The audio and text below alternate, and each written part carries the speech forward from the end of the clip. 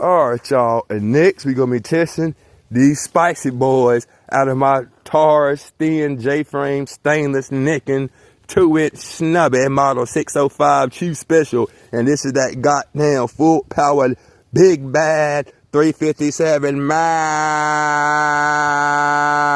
and this is the American Eagle 158 grain heavyweight Hank jacket at soft point, and this is the infamous engine block breaker.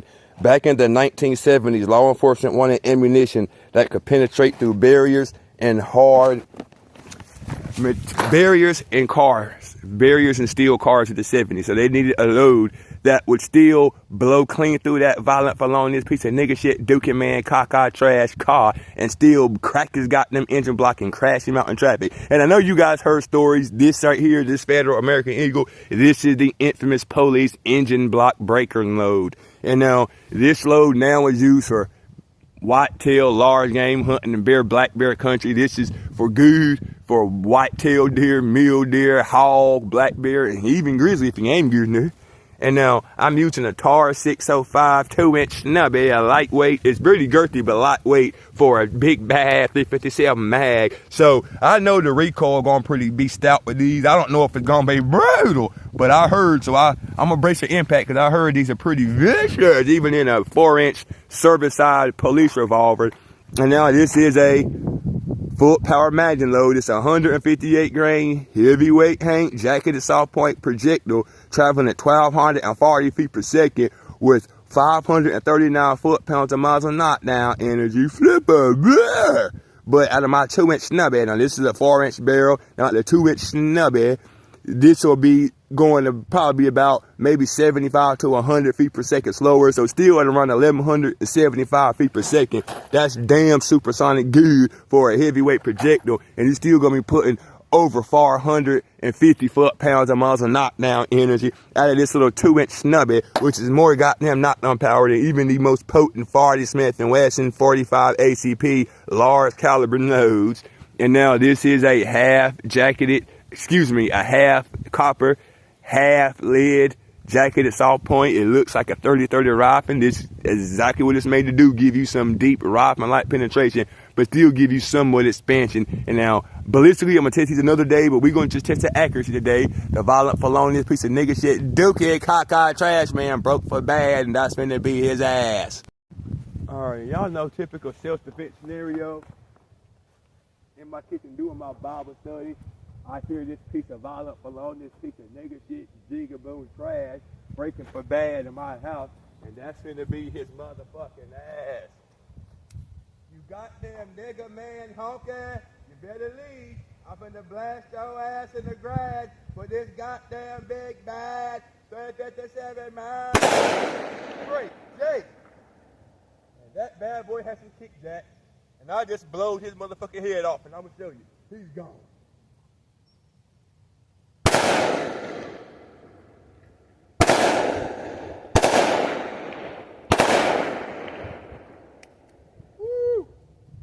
Now those bad boys are stout. They got some bang to them. Not as much bark as I thought from a big bad 357 mag 2-inch snubby, but overall pretty damn good shooting load. Won't too bad at all. Let's see what we did. Alright, y'all. That's some jig destruction. First shot, as you can see with this goddamn big bad 357 mag, that Federal American Eagle 158 grain heavyweight Hank jacketed soft point just blowed his motherfucking top off. This is what you would call right here instant cranial evacuation, medical term. I'll tell you why. The bullet hit right above his right eyebrow, almost dead center in his head, dead center to the brain. The impact ripped through it like, the front of his face is blowed out from the impact. And this is a mag. The entry hole, even the entry hole would have blown the front of his face out. That's where it hit at. The front of his face would have been blowed out.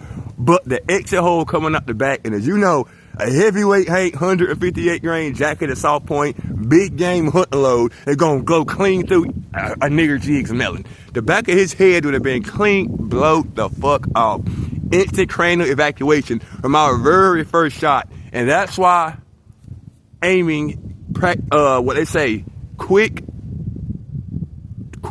appropriate timed, practical aiming is the key. As you can see, that first shot, one and done. He's gone. His whole head blow clinked the fuck off before I had to let off just from the very first, like I say, from just one motherfucking shot, his head gone. Don't need to do no more. Now, the other shots were rush shots just because I knew I killed him with the first headshot. He'd have been down. The second mag missed him, as you can see. And as you can see, that headshot, let me see behind his head. Peekaboo. Look at the hole in the tree. I see you. Got him. Now, you can see the second one missed him for the mag. Third one grazed his arm, fourth one grazed his arm, and the fifth one missed him. So only one hit out of 5, the one I really was aiming, to practice aim the first shot, when I cocked the hammer. And as you can see, the first shot, no more needed. His goddamn head's blowed off. Right above the right eyebrow, dead center to the brain, that's instant cranial evacuation. The front of his face, all the way down to the bridge of his nose would have been blowed off, and the back of his head would have been non-existent. Would have vaporized him with this goddamn Men in Black noisy cricket. You see Men in Black? Here comes the Men in Black, Galaxy Defender. Vaporize your ass with this goddamn noisy cricket, boy. And I wasn't even close range, nigga. I was way yonder to the sand. I was down yonder. Shit, nigga. That's way further than any self-defense scenario. That's a goo.